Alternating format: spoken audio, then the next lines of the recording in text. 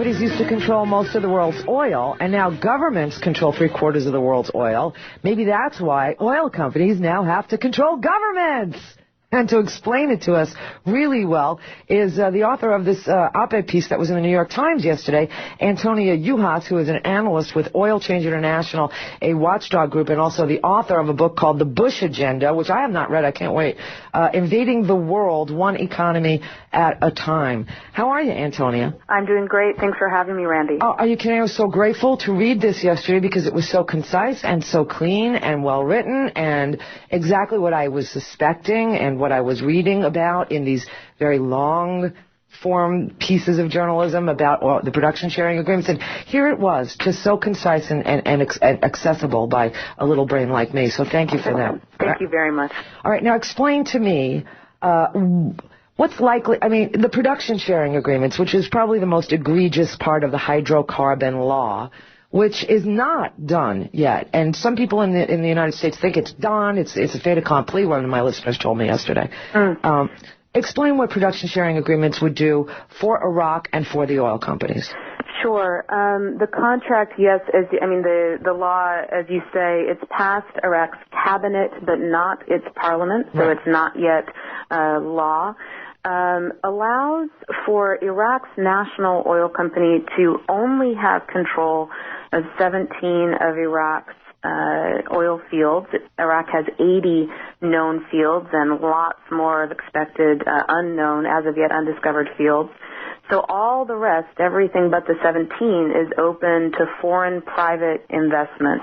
And the type of contract model that appears to be the one that Iraq will be forced to use are production sharing contracts. And as they're laid out in the law, they would grant foreign companies 20 to 35 years of exclusive control of the vast majority of Iraq's oil fields.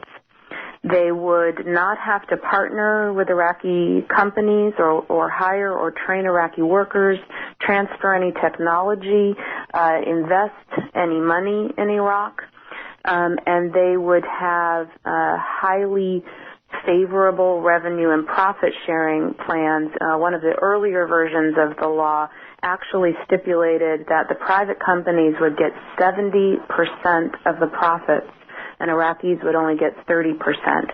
Those numbers have since been stripped from the bill due to a tremendous amount of opposition. But production sharing agreements lend themselves, actually imply this type of arrangement. They are very much the darling of international oil companies and very much rejected by oil-rich countries. They're only used in about 12% of the world's oil. Yeah, you actually go on to point out that none of the neighbors who are, known to have very proven, good, solid producing reserves or resources or fields use these production sharing agreements. In fact, they don't allow any privatization of their oil resources. Kuwait doesn't, and we fought on their behalf. Iran doesn't, which might put them on the axis of evil. I don't know.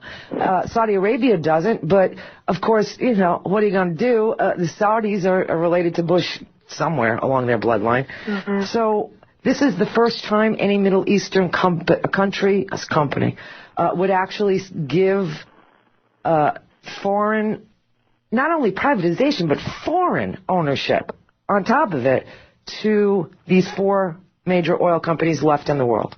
Yeah, and basically, to put it simply, before the war with Iraq, U.S. companies and British companies were completely shut out of Iraq's oil, except for limited, although, as I say in the op-ed, extremely lucrative marketing contracts. It's not as if they weren't making a lot of money off of Iraqi oil. They just didn't have what they wanted, which was access to oil under the ground. Saddam Hussein, however, was starting to sign contracts with companies from very specific countries, France, China, and Russia.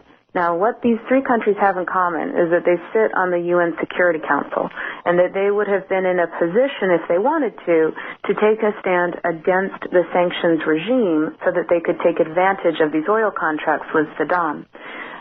Beginning 10 days into the Bush administration, Dick Cheney and the energy company executives who were part of the Cheney Energy Task Force sat down with a map of Iraq and all of its oil fields and a list of these foreign companies and countries that had their sights set on Iraq's oil and realized if the sanctions are removed and Saddam Hussein is still in power, all those other companies are going to get all of the oil and we're going to be shut out.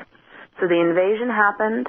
Iraq's oil now, entire industry set to be completely reworked from a nationalized system, basically closed to U.S. and British companies, to an all but privatized system now completely open, and I would definitely argue with a preferential position for U.S. and British companies, given that, little thing that we have, those 140,000 troops on the ground, now open to them. Wow. So this was a war and an occupation about oil, hence the permanent bases, the open-ended occupation. It's truly an oil war, and it was chosen